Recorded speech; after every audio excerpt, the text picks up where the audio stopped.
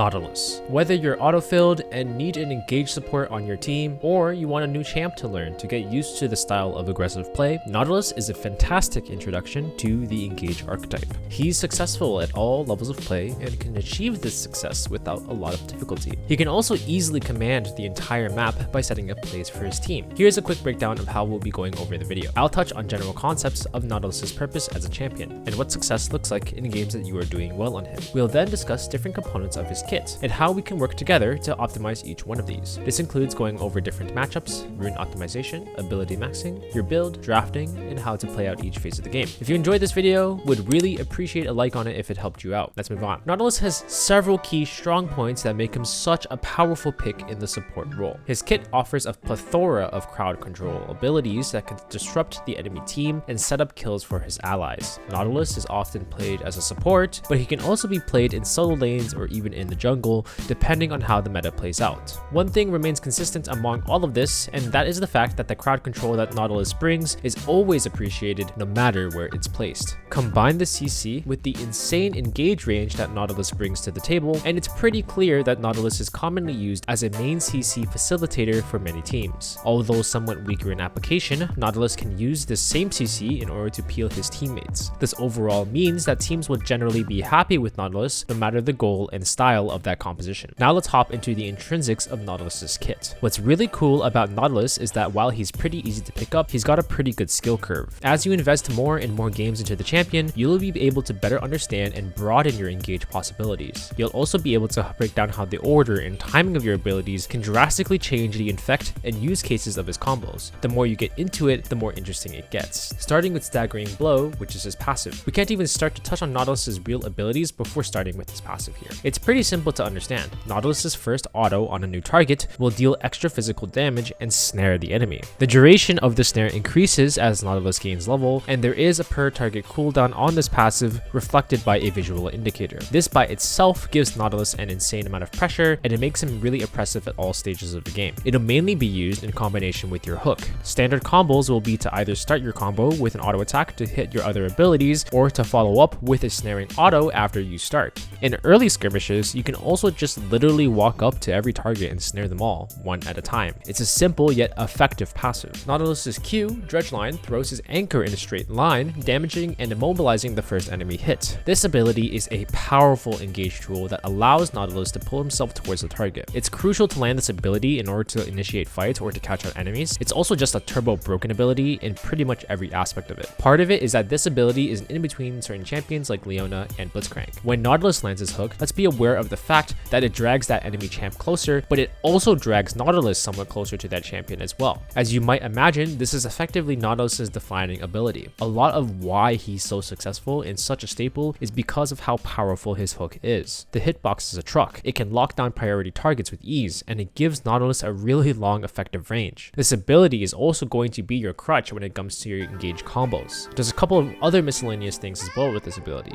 You have to make sure to get used to roaming while using it. You will get a half refund when hitting a wall with it, so it's actually a key part to allowing Nautilus to roam around the map quickly. Allow me to also re-emphasize that this hitbox is turbo broken and deceptive to the untrained eye. There is a ton of leverage for this ability that Riot gives you, so please abuse it. Normal casting will also help you get used to this. Let's move on to Nautilus's W, Titan's Wrath. Upon activation, Nautilus gains a shield that absorbs damage for a few seconds. While the shield is active, his basic attacks deal bonus damage and apply a small AoE to nearby enemies. There isn't really too much to explain with his ability really. It's a simple shield, and normal shield fundamentals apply here, and that you should time it so that the duration of the shield can absorb damage in its entirety. The only other mechanic you should be worrying about here is that it's an auto reset. So when you start any combo, whether it's with your ult or your Q, once you close the gap on your chosen minority, you want to follow this up with an auto, then pressing W, then resetting your auto. Nautilus's E, Riptide, unleashes a wave of damage in a circular area around him, slowing and damaging all enemies hit. This is more of a benefit to Nautilus and other roles than it really is to him in support, so frankly it's not extremely significant, but it is a big AoE slow. You also have some alterations in the timing of it depending on the combo you're going for.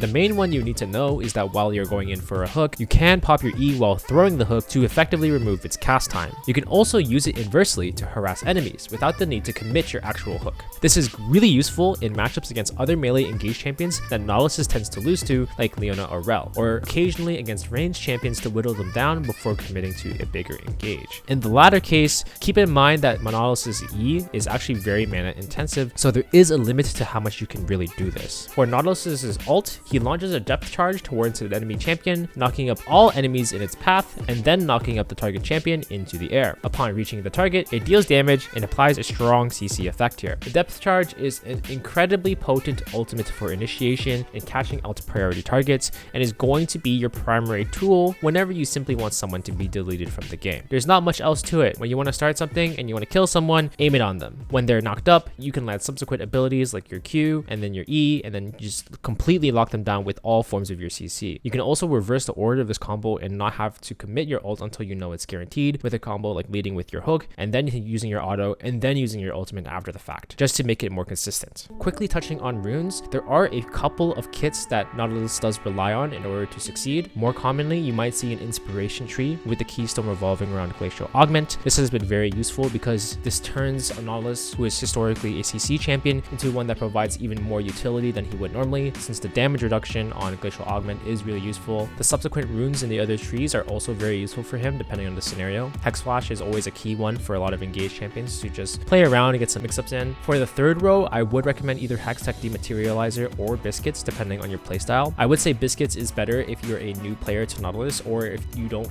really see much value from DMAT. DMAT is more reserved for a higher elo scenario where you actually need to actively manipulate waves in order to create better timers for yourself and things of that nature. Cosmic Insight is also just good because this increases your flash timer. It gives you more opportunities to really extend and play make and just force things to happen along the map. With this certain page, your secondary is going to be Shield Bash because it just works really well with your W, as well as Second Wind for a lot of matchups that involve a lot of harass. For matchups that require more all-in, you can swap this to Bone Plating as well. Alternatively, there is another version of this page that revolves around going Resolve as your primary, with Aftershock as your keystone rune, then going Shield Bash and Bone Plating or Second Wind again, and then opting in for something like Unflinching so that you can keep up your uptime in the fight. For secondary trees with this page, there are actually a couple of options, and I've seen people get really creative with it. A really cool one I like is going Domination actually, with Cheap Shot as one of your runes, and the other one being Relentless Hunter in order to get that roaming movement speed. It's actually more useful than you think. If you're really new to Nautilus, I would actually recommend going Precision, and you can go runes like Presence of Mind and Legend Tenacity here, in order to just make sure you get punished less for using your abilities and whatnot, and you can get used to how the champion functions. As you get more comfortable on the champion, you're going to need mana less, so then you can kind of opt into these other trees. Alternatively, I do also just like going it to be selfish. In matchups, Nautilus is usually a champion that requires the player to have a decent amount of game knowledge because he's typically blinded in draft very often. He's used as a primary engage champion. He's usually picked as like a really early B1 or B3. So it's very important to have as intricate matchup knowledge as you can for every matchup possible. For Nautilus players, it's less about being able to understand when you can and cannot pick him, and more so just being able to adapt your playstyle depending on the matchup you're given, and then making the most out of it. Just for starters, let's compare him against other engage champions like Leona, Rel, or Alistair. So he has great reliability in range and engage, but he does have mixed matchups. He will win against some of them, but those three champions that I just mentioned, he will lose to. In these matchups, I actually recommend either maxing E or being really careful with your engages. They are still winnable. You just need really strong sense of what fight is winning, and this will take a lot of time. In addition, Nautilus will have a lot of trouble against peel champs. So things like Renata is disgusting against him. Braum gives him a lot of nightmares. Janna's also really hard. I'll give you some examples of why this is the case. Renata can peel your hook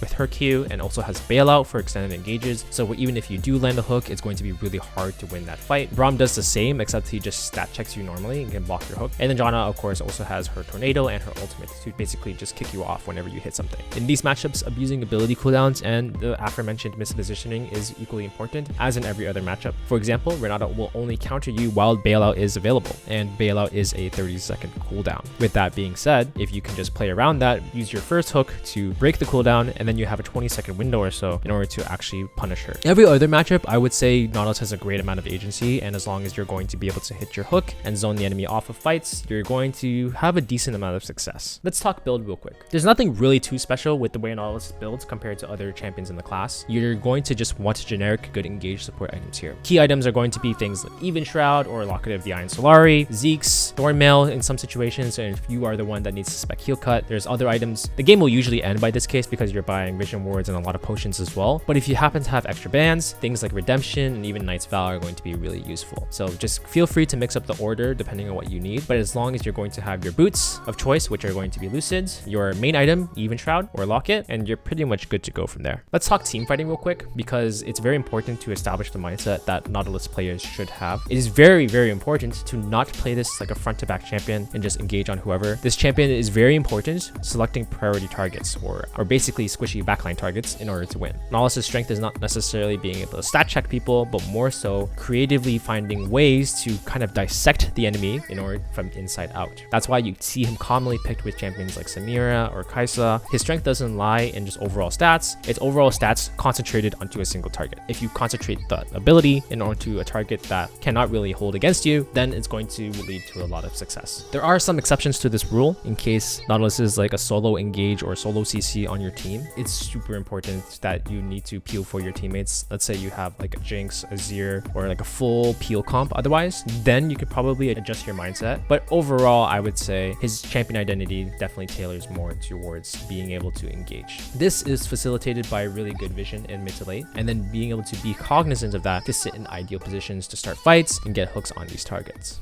Overall, Nautilus is a very good introduction to the class, easy to learn, but also rewards games invested to learning. You can play him as a main role or an off-role champ, and when you're autofill, he's a great champ to just have in your back pocket. As long as his kit stays similar to where it is right now, Nautilus will always be on the sidelines waiting to push his presence onto pro play and to any team. As always though, hopefully this guy was insightful to you guys, and I will see you in the next one. Stay fresh.